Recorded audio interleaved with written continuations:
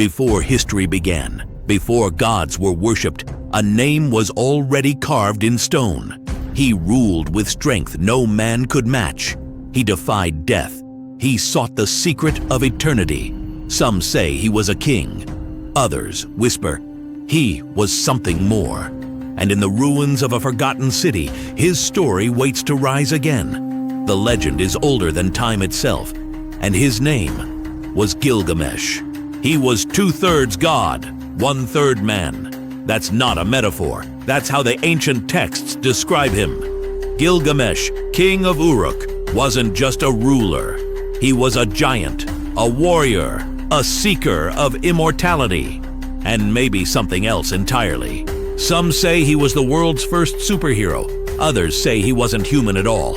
So, who or what was Gilgamesh?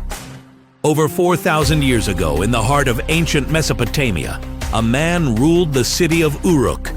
His name was etched into stone, into the Samrian king list, a record that merges myth and monarchy. According to it, Gilgamesh ruled for 126 years. Too long for a man, too short for a god. Historians believe he may have lived around 2600 BC, during the early dynastic period. But there's a problem. We've never found his body. No bones, no crown, just stories. But those stories, they're unlike anything else from the ancient world. The Epic of Gilgamesh is humanity's oldest surviving literary work. It predates Homer. It predates the Bible. It was written in cuneiform on clay tablets and buried for millennia. Rediscovered in the ruins of Nineveh, the story begins with Gilgamesh as a ruthless king, unstoppable, arrogant, feared. So much so, the gods themselves intervene. They create Enkidu, a wild man formed from clay and spirit, to humble him. But instead of destroying each other, they become brothers. Together they face monsters like Humbaba, guardian of the cedar forest, and the bull of heaven, sent by the goddess Ishtar after Gilgamesh rejects her. They triumph, but the gods are not pleased. Enkidu dies, and in that moment, the king who feared nothing becomes obsessed with death, or more specifically, how to escape it. Gilgamesh sets out to find Utnapishtim, a man who survived a divine flood and was granted eternal life. Along the way, he crosses oceans, meets scorpion men, and confronts the edges of reality. He's told of a plant that restores youth, but just when he finds it, a serpent steals it away.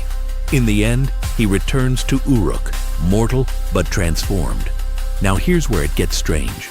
The epic doesn't describe Gilgamesh as born, but as crafted.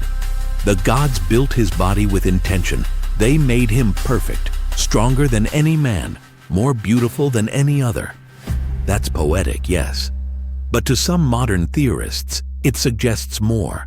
A possibility of artificial design. Perhaps not divine, but technological. This brings us to the Anunnaki. In Sumerian mythology, the Anunnaki were powerful deities who ruled the heavens and the earth.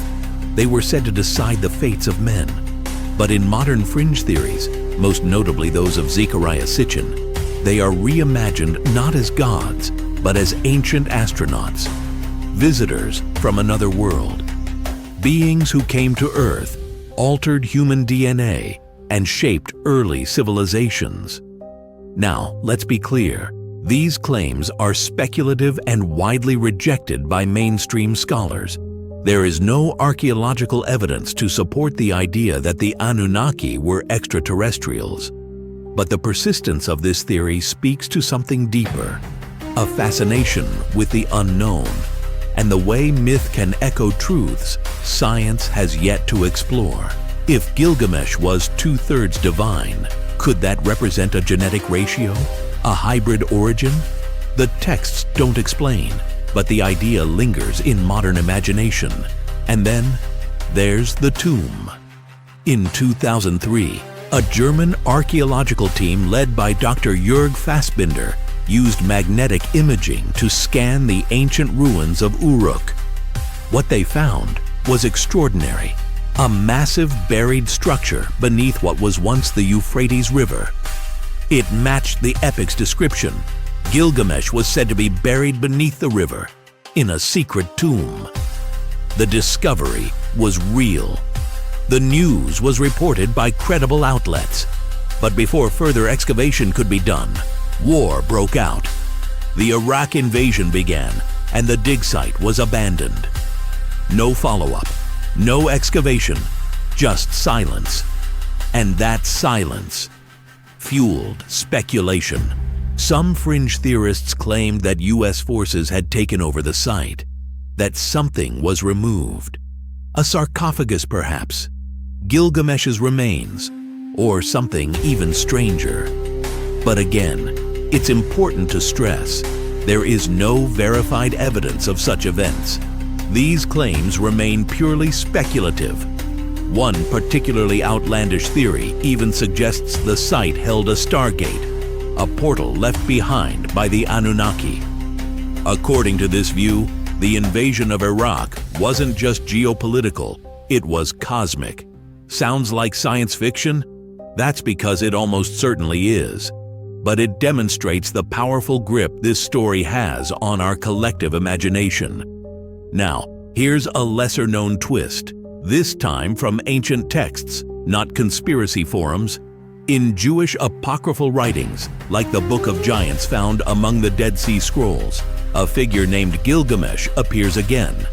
This time, he's listed among the Nephilim, beings born from unions between sons of God and daughters of men, giants, hybrid beings. But it adds another layer to Gilgamesh's evolving identity, a historical king, a mythic hero, a cosmic enigma. So where does that leave us? The historical consensus is cautious but clear. Gilgamesh was likely a real king of Uruk, whose reign inspired an epic narrative that grew over centuries. The Samrian king list, temple inscriptions, and royal hymns point to a real figure. The literary epic transformed that memory into legend. But even as historians try to ground him, the myths continue to float. Because Gilgamesh is more than a person. He's a symbol, a man who challenged gods, who searched for eternal life, who was crafted to be perfect, but forced to face mortality. And that's why he still matters. Whether he was a man, a god, or something in between, Gilgamesh is the embodiment of a universal question. How far will we go to escape death? And what do we find at the end of that road? Maybe we'll never uncover his tomb. Maybe we already have. Or maybe it's not about the tomb at all, but what we're really searching for underneath it. So what do you think? Was Gilgamesh just an ancient king with a legendary story? Or was he the first prototype of something we still don't understand? Comment below. Let the debate begin, because the legend of Gilgamesh hasn't ended.